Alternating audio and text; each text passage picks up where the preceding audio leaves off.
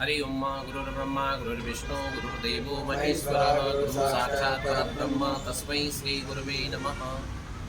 भगवान परमपिता परमेश्वर को प्रणाम करते हुए, अपने सदगुरु को प्रणाम करते हुए, और दीपोत्सव पर्व की विधि कैसे होगी, कैसे दीपोत्सव पर्व मनाया जाए, और दीपोत्सव पर्व के पहले भगवती लक्ष्मी को खुश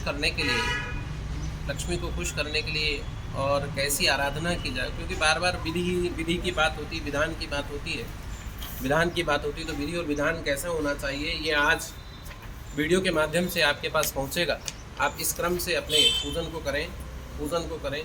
पूजन में सारा सामान यहाँ जमा हुआ है। देखिए, जो सामान पूजन में लिखा रहता है वो सारा सामान यहाँ रखा हुआ है। आपको कैसे करना है? सबसे पहले आपको शुद्ध वस्त्र आदि धारण करने के बाद कर लें और पूजन स्थान को शुद्ध करने गंगा जल, गोमूत्र और गुलाब जल आदि से प्रोक्षण कर लें। प्रोक्षण करने के बाद शुद्ध हो जाए, बढ़िया पताका तोरण आदि बनाकर मंडप सजा लें और जब सारा सामान वहाँ पर व्यवस्थित कर लें। ध्यान रहे कि पूजन से पूर्व और पूजन के बाद और पूजन के समय किसी को भी आवेश नहीं आए। बिना आवेश के प्रसन्न मन से भगवती को मनाया जाए, क्योंकि भगवती स्तुति कस्मै न रोचते। भगवती सिर्फ स्तुति की ही मालिक है कि जो प्रेम से भाव विभोर होकर अपनी भाव भंगिमा को ध्यान में रखते हुए भगवती की जो आराधना करता है उसके यहाँ कभी भी धन की कमी नहीं होती। ऐसा करते हुए आज अलर्क ज्योतिष वास्तु कर्मकांड रिसर्च केंद्र श्री सिद्धेश्वर महादेव मंदिर गोयल नगर में आज ये विधि बताई जा रही है। विधि बताने के लिए हमारे जो कर्मकर्ता कार्यकर्ता, प्रैक्टिकल जिसको बोले, इंग्लिश में बोलेंगे तो प्रायोगिक क्रिया बताई जा रही है। प्रायोगिक क्रिया में कैसे किया जाता है ये सारा सामान हमारा यहाँ रखा है, आप देखें।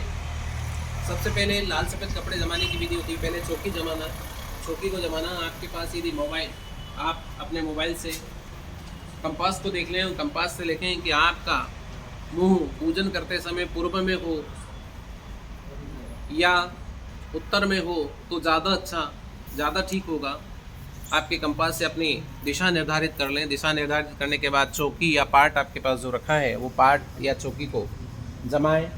उसके आप जैसे यदि पूर्व में बैठे हैं आप या उत्तर में बैठे, उत्तर में मुंह करके बैठे हैं, तो अपने राइट हैंड की तरफ, अपने राइट साइड की तरफ लाल कपड़ा जो आपके पास आपके पूजन में लाए हैं आप, लाल कपड़ा, वो लाल कपड़ा जमाएँ। लाल कपड़ा जमाइए, बढ़िया पड़ेगी। ये देखिए, ये लाल कपड़ा उठा लीजिए, लाल कपड़ा जमा दिया। इसके बाद अपने लेफ्ट हैंड की तरफ, फोटो बिठाओ, अपने लेफ्ट हैंड की तरफ सफ़ेद कपड़ा जमाएं। कपड़ा व्यवस्थित हो, सफ़ेद कपड़ा जमाएं जो लेफ्ट हैंड की तरफ होगा। ये कपड़ा, सफ़ेद कपड़ा और लाल कपड़ा आपने जमा लिया। दोनों की मध्यता देखी जाए,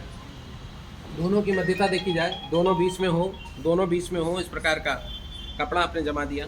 कपड़ा जमाने के बाद आपके कोई छायाचित्र है तो वो आप जमा दें। यदि फ्रेम किया फोटो है तो बीच में फोटो जमा दें। और इसके बाद आपके पास यदि गेहूँ है, पंडित जी यदि आ गए हैं तो पंडित जी अपनी विधि से करेंगे। निश्चित है कि आपका विधि और विधान से होगा। पंडित जी यदि नहीं आए हैं तो आप यदि स्वयं करना चाहते हैं तो सबसे पहले आपके पास जो गेहूँ है आपके पास पात्र में रखे हुए, गेहूँ से 16 डेरियाँ बनाएँ, जिनको षोडश मातृका के नाम से जाना जाता है। 16 डेरियाँ बनाएंगे, पंडित जी बनाइए।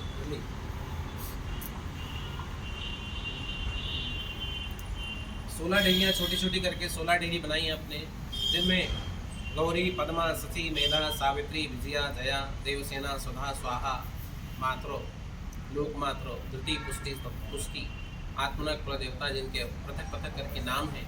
ये 16 देवियों के आपने स्थान दे दिया। 16 डेरियाँ बहुत सुंदर सी बनाई आपने। सेम डिस्टेंस में होना चाहिए। 16 डेरी बनाने के बाद आपके पास जो खारिक, बादाम, सुपारी, आपने जो सामान में बुलाया है वो सारा सामान उसके ऊपर जमा दें। खारिक, बादाम, सुपारी जमाएं। सुपारी एक जमाएं और बाकी खारिक और बादाम जो आपने लेके आए हैं वो जमा दीजिए। आपको यदि इन सबके नाम नहीं मालूम है तो आप लक्ष्मी नमः या अपने कुल देवता का नाम लेते हुए, देवियों का नाम लेते हुए उनको सबको जमा दीजिए। आपने सबको पृथक करके 16 जगह आपने जमा दिया। यदि कोई कम पड़ जाता है, आपके पास 16 खारिक बादाम नहीं आया तो उसका भी कोई गिला शिकवा नहीं रहेगा।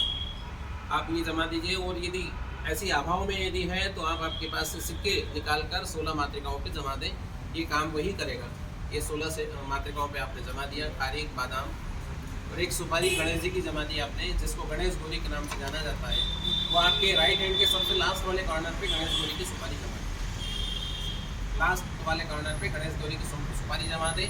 यहाँ से क्रम जारी होता है, शुरू होता है। वो गणेश गौरी वहाँ होता है दूसरे नंबर पर, बताएंगे उधर से दूसरे नंबर पे पद्मा होती है, तीसरे नंबर पे सची होती है, चौथे नंबर पे मेघा होती है, सावित्री होती है, पाँचवें नंबर यहाँ से फिर चालू होगा, विजया होती है, दया होती है, देवसेना, स्वधा, स्वाहा, मातर, लोकमात्र, धृति, पुष्टि, तुष्टि, आत्मन और ऐसी कुल देवता, ऐसे 16 मातृकाएं होती है। 16 मातृकाओं का मंडल आपने बना दिया।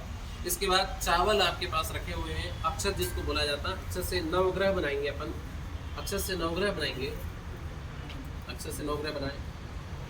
ये नवग्रह बना रहे हैं अपन। नवग्रह बनाने का क्रम, आपको सिर्फ 9 ढेरी लगानी है, 9 जगह आपको जमाना है, अलग अलग करके 9 जमाएं, जिसमें वो भी सेम डिस्टेंस में हो। सुंदरता का विशेष ध्यान रखें। सुंदरे सुंदरी सीता, सुंदरे सुंदरे वनः, सुंदरे सुंदरे रामः। सुंदर, ऐसा सुंदर होना चाहिए कि वन भी सुंदर हो और वन में जाने वाले भी सुंदर हो, पूजन करने वाला भी सुंदर हो, करवाने वाला भी सुंदर हो और काम व्यवस्थित हो। अब इसमें अलग अलग करके जिनके नाम है, देखिए बीच में एक सुपारी बीच में रखेंगे हम। बीच में सुपारी ये सूर्य की रखी हमने, उसके आग्नेय कोण में चंद्रमा की रखी, इसके आग्नेय कोण में एक, इसके बाद में दक्षिण में मंगल की रखी अपन ने, ईशान कोण में बुध की रखी, बुध की सुपारी रख दी। इसके बाद उत्तर दिशा में भगवान बृहस्पति की रख दी और पूर्व दिशा में भगवान शुक्र की सुपारी आपने रख दी। और पश्चिम के मध्य में बीच वाली ढेरी पे आपने शनि की रख दी। पश्चिम के सबसे आखिरी वाले कोने पे नैऋत्य में, साउथ वेस्ट में भगवान राहु की रख दी। और इसके बाद केतु की सुपारी आपने रख दी। ये आपने नवग्रह बना दिए। नवग्रह के साथ में इनके अधिदेवता होते हैं, वो भी 9 होते हैं। अधिदेवता 9 होते हैं, इनके सबके पृथक के नाम शास्त्रों में विधान है, वो भी आपने अधिदेवताओं के नाम रख लिए। नाम से सिर्फ सुपारी के बीच में आवाहन कर लिया। इसके बाद उनके प्रतिनिधि देवता है।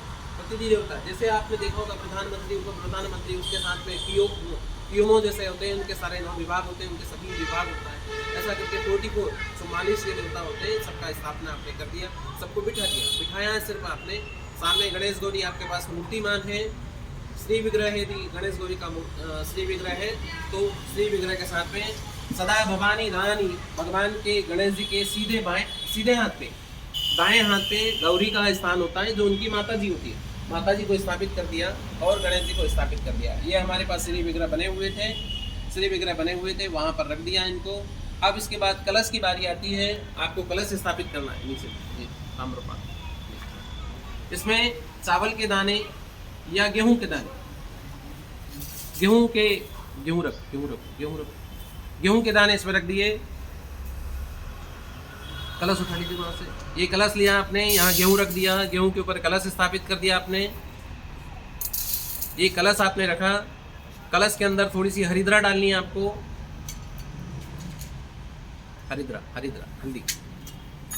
हरिद्रा डालनी है। ये हल्दी डाल दी आपने। कलश के अंदर एक सिक्का डालना है,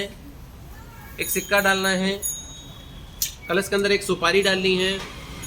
आम के पत्ते, अशोक के पत्ते, या आपने जो व्यवस्था की है पान के पत्ते की, वो पत्ते लगाने हैं। वो 5 पल्लव लगाना है। 5 पल्लव होता है। 5 पल्लव में अश्वत्थे वो निकटनम परणे वो वसत कृता गोवाज इतकिला सथ जथ सनवत पुरुखम। ऐसा 5 पत्ते लगाए, सीधे हाथ से लगाइए। 5 पत्ते लगाए जाएं। 5 पत्ते लगाए जाएं पीपल का, ये आदि लगाए जाते हैं। पीपल का, बड़ का, अशोक का, आम्र का, ये लगाते हैं। 5 पत्तों लगा दिए, इनके अंदर से वो डाल दिया आपने। इसके बाद ये कलश में नारियल रखते समय विशेष ध्यान रखें।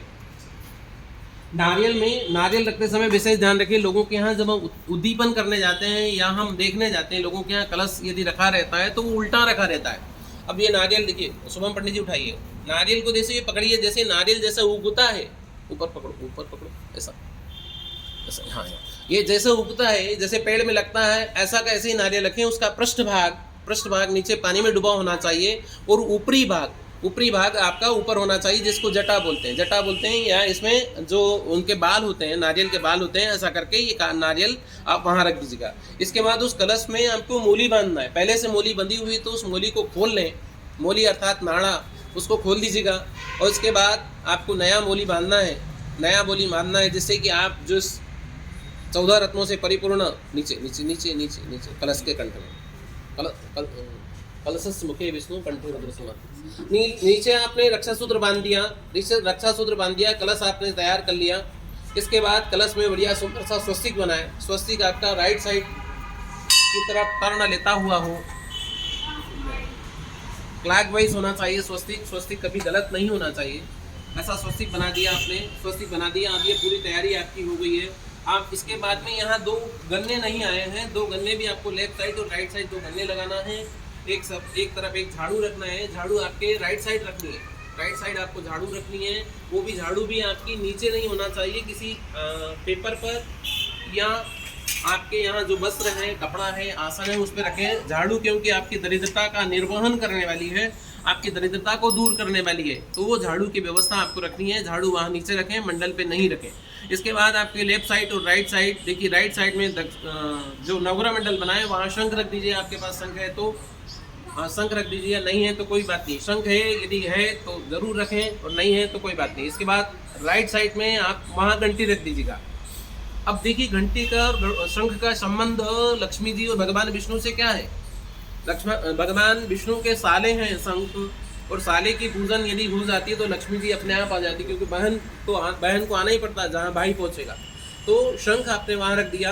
और शंख देखिए यहाँ हमारे पास वामावर्त है, आपके पास यदि दक्षिणावर्त शंख होगा, बताइए शंख दक्षिणावर्त शंख होगा नहीं, दक्षिणावर्त शंख होगा तो ये अपने राइट हैंड की तरफ, इसका ये ओपन वाला जो हिस्सा है अपने राइट हैंड की तरफ खुला होगा, ऐसा खुला होगा। ये उल्टा हो जाएगा, ये वामावर्त है, ये लेफ्ट साइड खुल रहा है।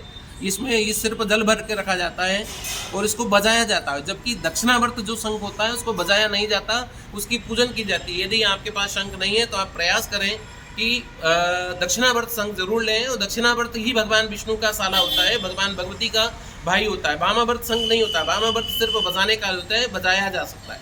आपके घर में यदि नकारात्मक ऊर्जा है तो वामावर्त शंख को बजा दिया जाए, रोज बजाया जाए सुबह शाम आरती के समय, तो आपके घर में नकारात्मक ऊर्जा दूर हो जाती है। और यदि आपके घर में कोई विषाणु या कीड़े हो रहे हैं, किसी के यहाँ किसी प्रकार का कोई कीड़ा हो रहा है, या जो हो रही है, या गेहूं में बहुत कीड़े हो रहे हों, या आपके यहाँ खटमल हो रहे हो, तो शंख से वो चले जाते हैं शास्त्रीय प्रमाण है। पर आपको नियमित करना चाहिए, उसको बजाना चाहिए, उसका जल घर में प्रोक्षण करना चाहिए, तो खटमल से भी आप छुटकारा पा सकते हैं। और घंटी ही ऐसे भगवान विष्णु का वाहन है। भगवान विष्णु यदि वाहन नहीं होगा तो भगवान विष्णु उस पर बैठकर कैसे आएंगे, क्योंकि जब तक घंटी नहीं होगी, घंटी का वादन नहीं होगा, घंटी वादन एक्टिव करने के लिए, तन्मयता लाने के लिए और मन को एकाग्र करने के लिए, और वहाँ पूजन स्थल का वातावरण बनाने के लिए, एक माहौल बनाने के लिए, जैसा कह सकते हैं, यदि घंटी का वादन हो जाता है, मन में भाव हो जाते हैं कि यहाँ जरूर देव पूजन हो रहा होगा, ऐसा निश्चित माना जाता है कि ऐसा करके घंटी आपने स्थापित कर दिया। घंटी स्थापित करने के बाद अब ये सारी तैयारियां हो गई है।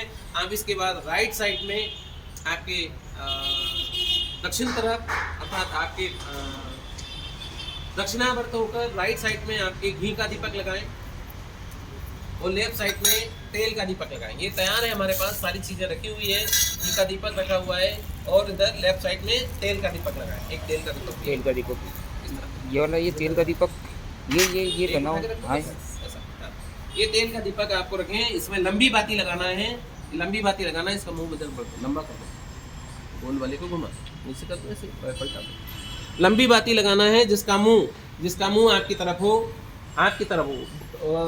कई भ्रांतियां होती हैं कि दीपक का मुंह लंबी बाती करके भगवान की तरफ लगा दिया जाता है। ऐसा नहीं होता है कि दीपक की बाती, क्योंकि तमसोमा ज्योतिर्गमय अंधकार को दूर करने के लिए प्रकाश की जो ज्योत है, प्रकाश का जो प्रवाह है वो आपकी तरफ होगा, तभी आप प्रकाशमान होंगे। प्रकाशमान कैसे होगा? ऐसा करके उस लंबी बाती का मुंह आपकी तरफ कर लीजिएगा। और गोल बाती का मुंह तो गोल ही है, वो आकाश की तरफ है।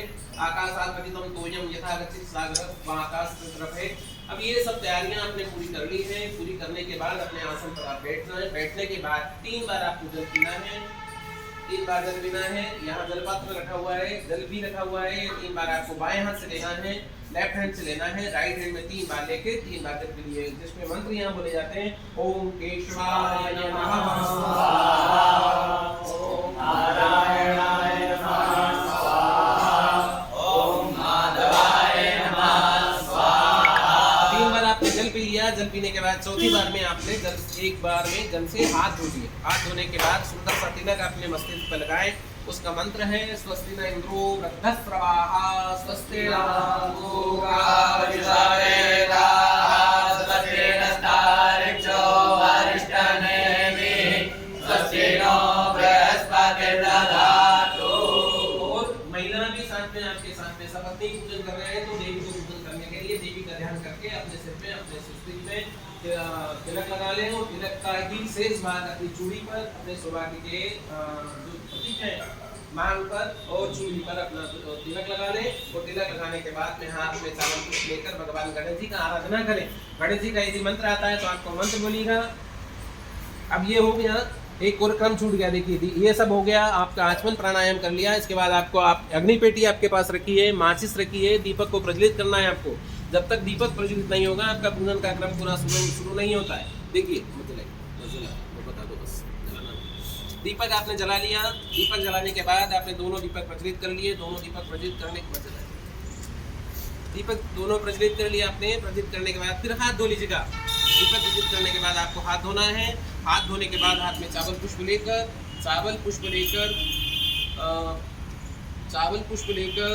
भगवान गणेश जी का ध्यान करना है। चावल पुष्प लेकर भगवान गणेश जी का ध्यान करना है। और गणेश जी के लिए मंत्र, साधारण मंत्र यदि बात करें, यहाँ वेद में मंत्र बोले, हमारे यहाँ गुरुजी लोग बहुत सारे बैठे हैं, बहुत सारे सब वैदिक विद्वान है, ये बहुत नियमित पूजन करने वाले विद्वान है।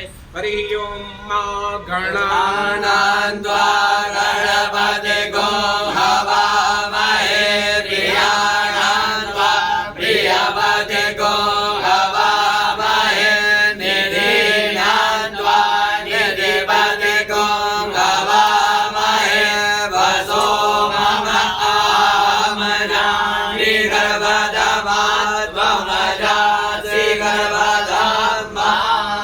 हमारे यहाँ वैदिक विद्वान थे तो वेद का मंत्र, हमारे यहाँ वेद का मंत्र सुनाया। लेकिन आप यदि नहीं जानते मंत्र को तो गणेशाय नमः मंत्र हाथ जोड़कर भगवान का हाथ में चावल पुष्प लेकर गणेशाय नमः या वक्रतुंड महाकायो सूर्यकोटि समप्रभ निर्विघ्नं कुरु मे देव सर्वकार्येषु सर्वदा। और भगवती पराम्बा का ध्यान करते हुए, भगवती माता पार्वती का ध्यान करते हुए गणेश जी के पास में सुपारी को चावल और पुष्प उनके सामने छोड़ दें। उनको आह्वान करें कि हे भगवती पार्वती और हे भगवान गणेश जी, आप हमारे ये पूजन में पधारिए और हमारा सारा कार्य निर्विघ्न पूर्वक संपन्न कीजिएगा। इसके बाद फिर आप गणेश जी को उठा लीजिए, अपने पात्र में रख लीजिएगा। एक पात्र खाली करिए, नैवेद्य वाला ये ये उसमें छोटा ये पात्र में रख लीजिएगा। गणेश जी और आपके पास हैं।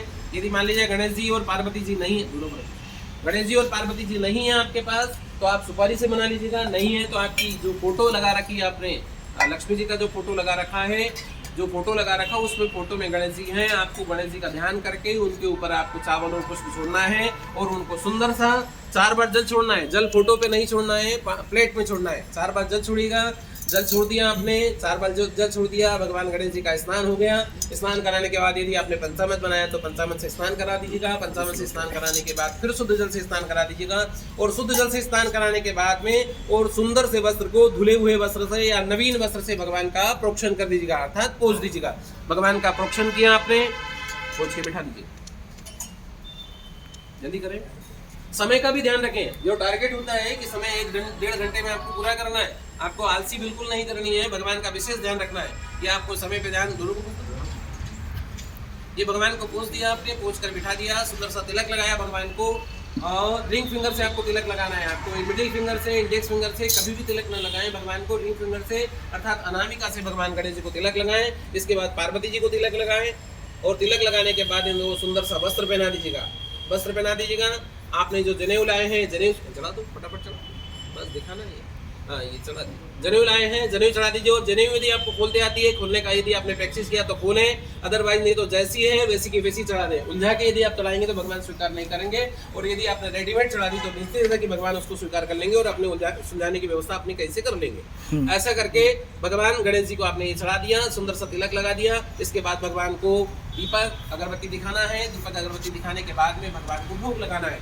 भोग में आपने जो नैवेद्य बना रखा है वो नैवेद्य आपको भगवान को भोग लगाना है। ये गुड़ धनिया फूल लगाना है, मिठाई का लगाना है, फल का नैवेद्य का गुड़ धनिया, गुड़ धनिया, फल का नैवेद्य का भोग लगाना है। भोग लगाने के बाद 4 बार आपको जल छोड़नी है। इसके नैवेद्य के आसपास जल घुमाकर 4 बार जब हम छोड़ना है, ये हमारे पंडित जी छोड़ रहे हैं, हमारे पंडित जी छोड़ रहे हैं, 4 बार जल छोड़ रहे हैं। इसके बाद घंटी वादन करना है, घंटी बजाते हुए 4 बार जल छोड़े भगवान को, क्योंकि भगवान जब भोजन करते हैं और बड़े लोग महाराजा राजा महाराजा जब भोजन करते हैं तो ये ढोल बजता रहता है, लोगों को इंडिकेट होता है, लोगों को संकेत होता है कि यहाँ राजा महाराजा या भगवान भोजन कर रहे हैं। उस समय कोई भी अंदर प्रवेश नहीं करता है, क्योंकि भोजन पूजन और यजन ये सब बिल्कुल एकांत में होना चाहिए। भगवान का भोग लगाया, भोग लगाने के बाद 4 बार जल छोड़ दिया। जल छोड़ने के बाद भगवान से तांबू फल, पूगी फल जिसको बोलते हैं, पान लौंग इलायची आपने जो लाए हैं सामान में, वो सब भगवान गणेश जी के सामने चढ़ा दीजिएगा।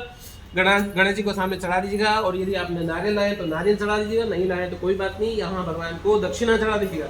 दक्षिणा भी वही चढ़ाए जो मार्केट में चल रही है। ऐसा नहीं कि हमने सिक्के लेके बहुत सारे बैठ गए, मार्केट में कोई दुकानदार ले नहीं जाए, तो दक्षिणा भी वही चढ़ाए। और वो दक्षिणा यदि आपके पास पंडित जी आ रहे हैं तो पंडित जी को दीजिए, अगर नहीं तो अपनी बहन बेटी भांजी आदि किसी को भी वो दक्षिणा उठाकर दूसरे दिन दे देवे।